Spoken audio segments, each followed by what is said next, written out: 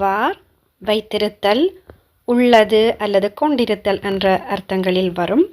நிகழ்காலத்தில் J'ai aujourd'hui j'ai beaucoup de travail. j'ai beaucoup de travail. இன்று எனக்கு நிறைய வேலை இருக்கின்றது.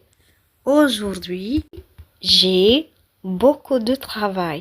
இறந்த காலத்தில் hier j'ai eu un peu de temps libre. Hier நேற்று j'ai eu எனக்கு கிடைத்தது un peu de temps libre. கொஞ்ச நேரம். நேற்று எனக்கு கொஞ்சம் நேரம் இருந்தது.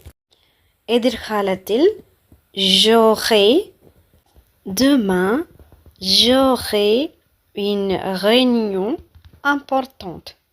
Demain நாளை j'aurai une réunion கூட்டம்.